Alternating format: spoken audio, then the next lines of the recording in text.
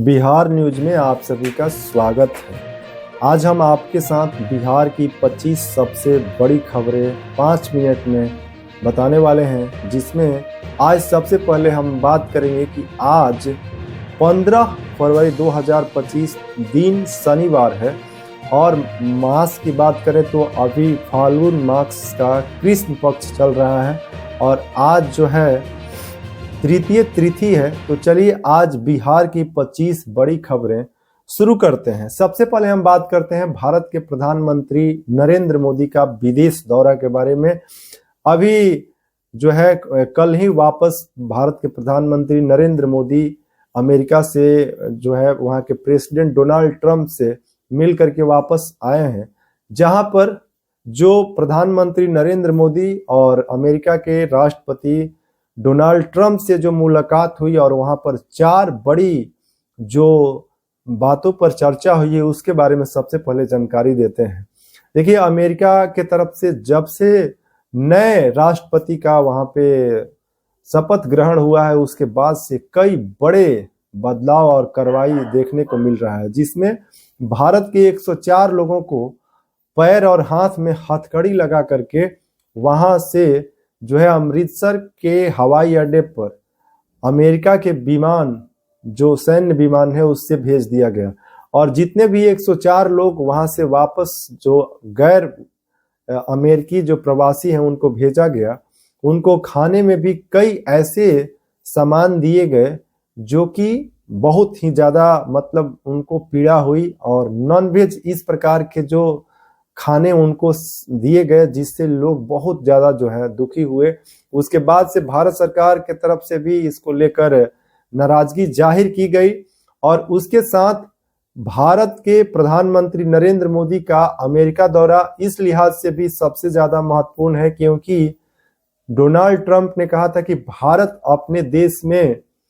Tariff बहुत ज्यादा लगाता है। अब टैरिफ क्या होता है आपको हम जानकारी दे देते हैं। देखिए, जो भी कंट्री होता है, जैसे भारत के देश में जो भी प्रोडक्ट तैयार होते हैं और उस प्रोडक्ट का सेल जो दूसरे कंट्री में होता है तो वहां की जो कंट्री होती है, जैसे हम आपको भारत और अमेरिका की बात करते हैं तो भारत में जो प्रोडक्ट बनता है और उस प्रोडक्ट को अमेरिका में सेल किया जाता है तो अमेरिका के जो सरकार है उस पर टैरिफ लगाया जाता है, यानी टैक्स लगाया जाता है,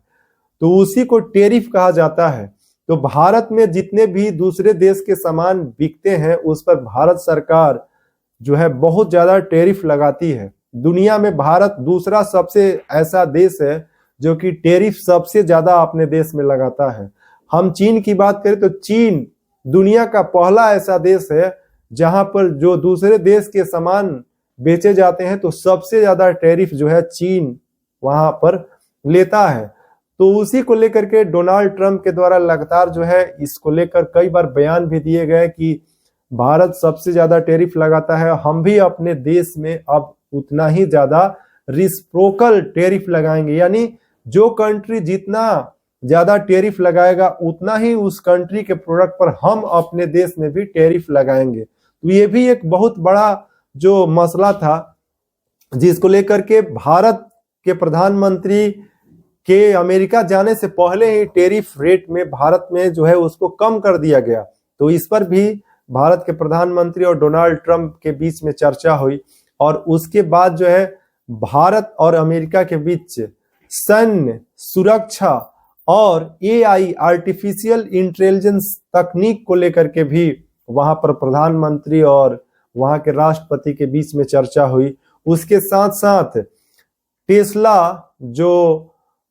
अमेरिका के दुनिया के सबसे बड़े उद्योगपति और एक्स के मालिक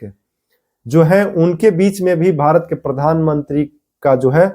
वार्ता हुई। अमेरिका में भारत के प्रधानमंत्री और टेस्ला और एक्स कंपनी के सीईओ यानी ऑनर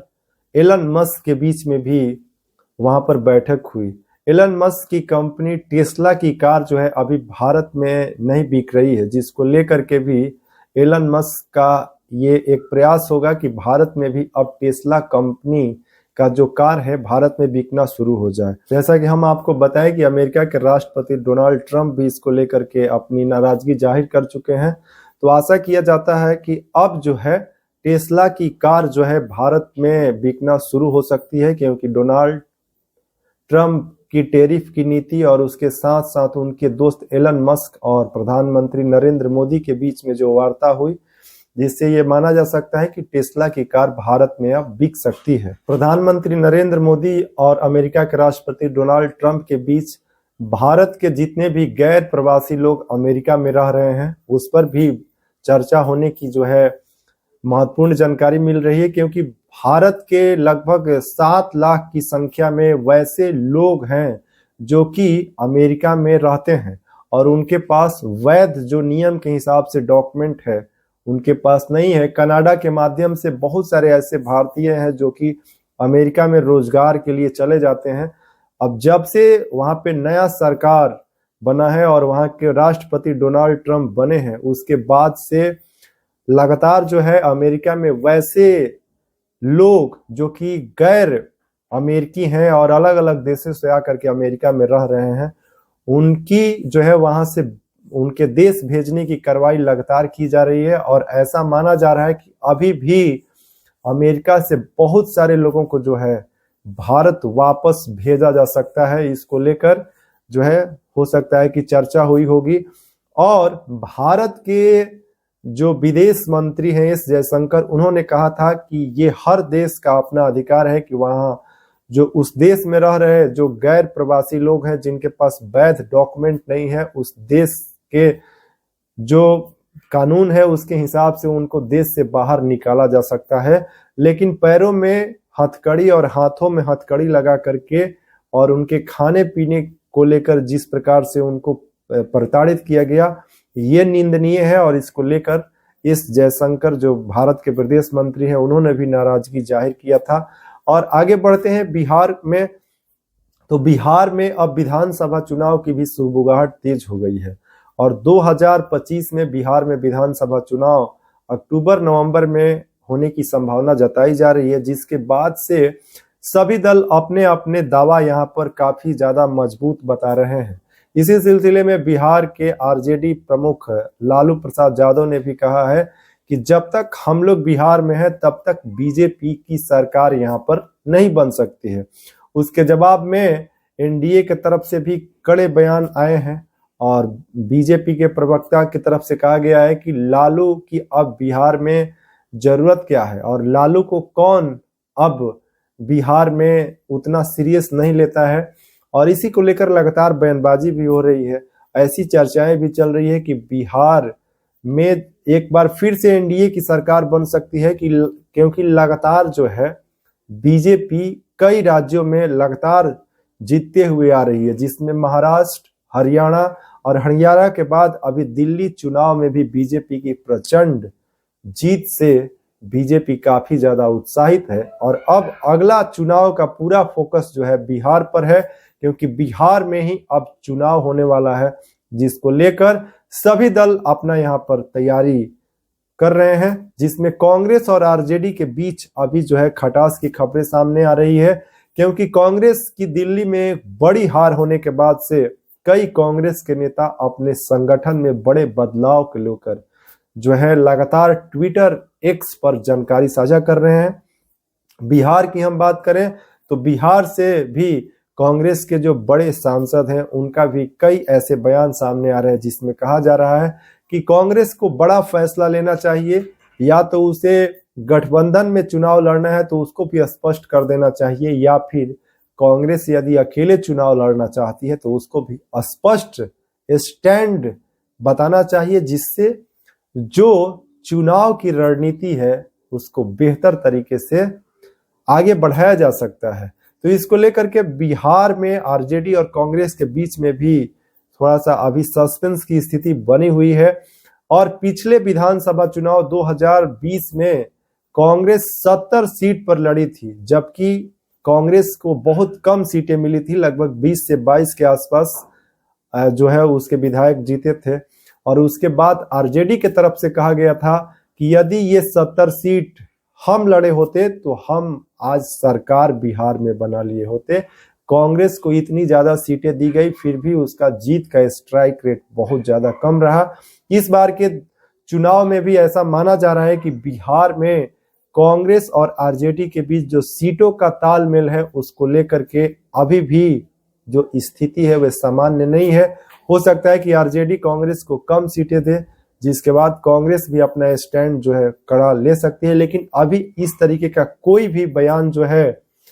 जो बड़े नेता है उसके स्तर से नहीं आया है। आने वाले समय में देखना होगा कि बिहार में चुनाव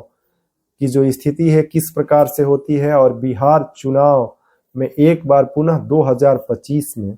बिहार की जनता किसके हाथों में बिहार की सत्ता सौंपती है। बिहार में लगातार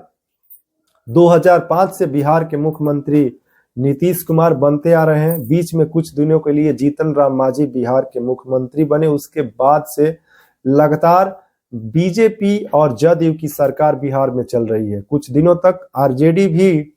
नीतीश कुमार के साथ सरकार में आई, लेकिन सबसे ज्यादा समय तक बीजेपी और जदयू का सरकार रहा है। तो ऐसा कहा जा रहा है विपक्ष के द्वारा कि इस बार एंटी इनकम्बेंसी के कारण भी बिहार में सत्ता परिवर्तन हो सकता है। और लालू प्रसाद यादव के द्वारा लगातार ये बयान दिया जा रहा है कि बिहार के अगले मुख्यमंत्री तेजस्वी यादव होंगे और उनको